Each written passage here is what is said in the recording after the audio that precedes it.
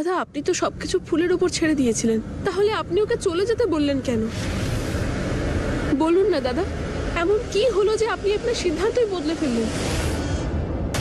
আসলে ওই দিন খুব কষ্ট হচ্ছে বাবা তোমাকে কষ্টে দেখে, তাই আমি নিজেকে আটকাতে পারিনি।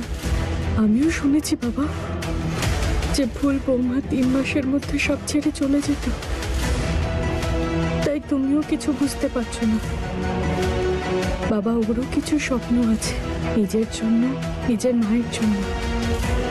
আমি তো আটকাইনি ফুলকে, এই সম্পর্কের বিষয়টা আমি ওর কাছেই ছেড়েছি।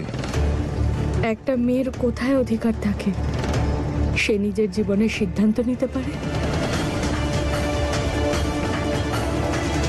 ফুল বৌমা তাহলে কি করে সিদ্ধান্ত নেবে? তাছাড়াও সত্যি বলতে কি, একটা মেয়ে তো নিজের ইচ্ছে মতো জীবন বাঁচতে পারে না বাবা। তার জীবনের সব সিদ্ধান্ত অন্য কেউ নেয়, কখনো তার বাবা, কখনো ভাই, কখনো সমাজ, আর সব থেকে জরুরি যখন মেয়েটার হাত কেউ ধরে তখন তার সব সিদ্ধান্ত তার স্বামী নেয়। একজন মেয়ের সিদ্ধান্ত নেওয়ার অধিকার কবে থেকে হলো? ফুলও ঠিক এই কথাটাই বলেছিল। দেখেছো বাবা, দেখেছো, আমি বলেছিলাম না তোমায়, ফুল বৌমা এই সিদ্ধান্ত কখনো নিতেই পারবে না। ওর জন্য যারা সিদ্ধান্ত নেবে হয়তো তারা আমাদের বাড়ির লোক হবে, আর নয়তো ফুল বৌমার বাড়ির লোক, ওর ওই লোভী মামি। আর এদের মধ্যে সবার কাছে কোনো না কোনো অজুহাত থাকবে যে ফুল বৌমা যেন এখানে থেকে যায়। তোকে তো এটাই বলে, মেয়েরা বিয়ে করে যেই বাড়িতে যায় সেই বাড়িতেই তার জীবন শেষ হয়ে যায়। কিন্তু বাবা, এটা কি ফুল বৌমার জন্য ঠিক হবে? তুমি তো জানো এই বিয়েটা একটা ভুল, একটা মিথ্যে। তাহলে কি ফুল বৌমার এই মিথ্যে বিয়ে নিয়ে সারা জীবন কাটানোটা ঠিক হবে বাবা? এটা কি ন্যায় বিচার বলো বাবা? এই সময় তোমাকে ওকে এমন সাহস দিতে হবে যেটা ওর কাছে নেই। ওর স্বপ্ন পূরণ করার জন্য তোমাকেই ওকে সাহায্য করতে হবে।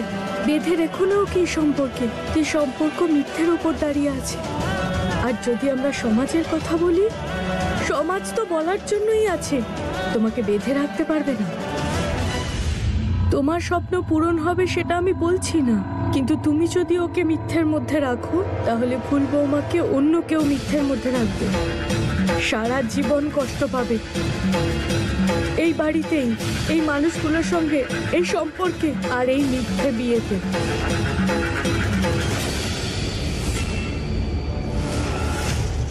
উড়তে দাও ওকে বাবা, উড়ে গিয়ে আকাশ ছুঁতে দাও। এই সিদ্ধান্ত ফুল বৌমার নয় বাবা, এই সিদ্ধান্ত নেওয়ার অধিকার ওর স্বামীর, মানে তোমার বাবা।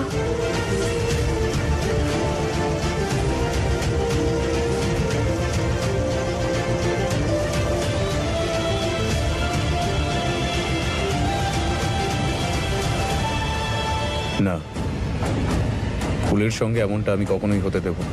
অনেক কিছু দেখেছে ও, অনেক কিছু সহ্য করেছে, আর কষ্ট পাবে না ও। দাদা, আপনি এই সিদ্ধান্তটা ওর ভালোর জন্য নিয়েছেন, ওর স্বপ্ন পূরণ করার জন্য নিয়েছেন। কিন্তু দাদা, আপনার কি সম্পূর্ণ বিশ্বাস আছে যে ও নিজেও এটাই চায়? হতেও তো পারে যে ও হয়তো সিদ্ধান্ত নিয়েছিল যে ও এখানেই থাকবে, অন্য কোথাও যাবে না। এটাও তো হতে পারে মা আপনাকে যে কথাগুলো বলেছেন সেটা ভুল। মা শুধুমাত্র নিজের স্বার্থের জন্য আপনার মাথায় এই কথাগুলো ঢুকিয়েছে, এখান থেকে পাঠিয়ে দেওয়ার জন্য আপনাকে বাধ্য করেছে। আপনি যে বড্ড সরল দাদা, যদি যদি একবার মায়ের আসল রূপটা আপনাকে আমি দেখাতে পারতাম। আমি কতটা খারাপ তুমি জানো তো, নিজের মেয়ের কথাও ভাবলে না। মা আপনাকে যাই বলুক না কেন দাদা, ফুলকে কিন্তু মায়ের থেকে বেশি আমি চিনেছি। আর আমার মনে হয় না যে ও এই বাড়ি থেকে চলে গিয়ে ভালো থাকবে। দাদা, ফুল এরকম মেয়েই নয়, ওর কাছে সম্পর্কের থেকে বড় আর কিচ্ছু নেই। আমি আপনার কাছে অনুরোধ করছি, অন্তত একবার এই ব্যাপারটা নিয়ে আপনি একটু ভেবে দেখুন। না দীপিকা, আমার মনে হয় ছোট মা যা বলেছেন সব ঠিক। আমার সিদ্ধান্ত আর বদলাবে না। ফুল আর আমার মাঝে যাই ছিল না কেন, এখনই যদি বন্ধ হয়ে যায় তা ভালোই হবে।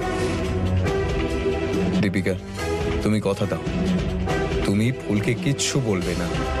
আমি চাই না ও জানুক যে আমি সিদ্ধান্তটা ওর আগামী জীবনের কথা ভেবেই নিয়েছি।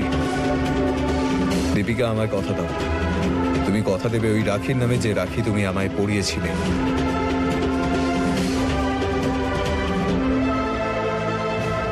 দাদা, আমার সম্পূর্ণ বিশ্বাস যে আপনি যেটা করছেন সেটা ভুল, কিন্তু আপনি যখন আমায় বললেন আমি ওকে কিচ্ছু বলবো না।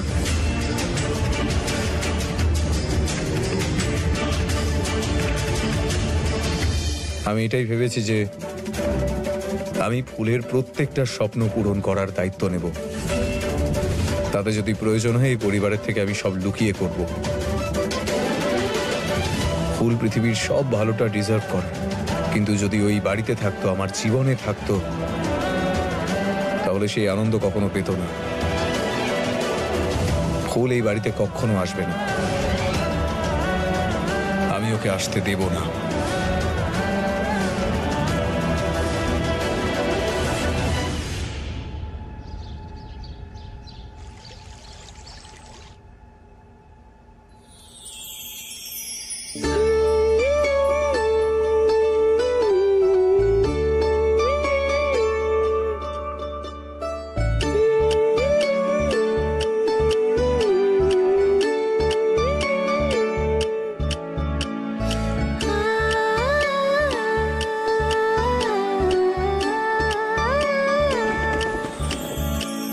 ফুল, পর্দা সরাচ্ছ কেন? সকাল হয়ে গেছে।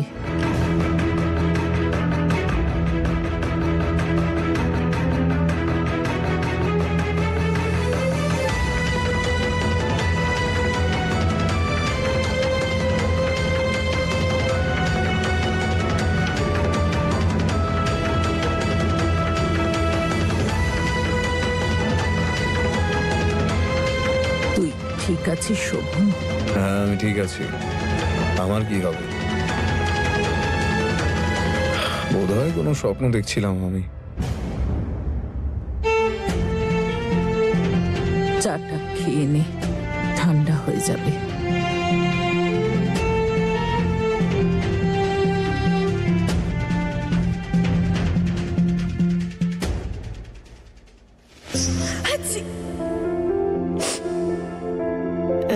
আপনার চা।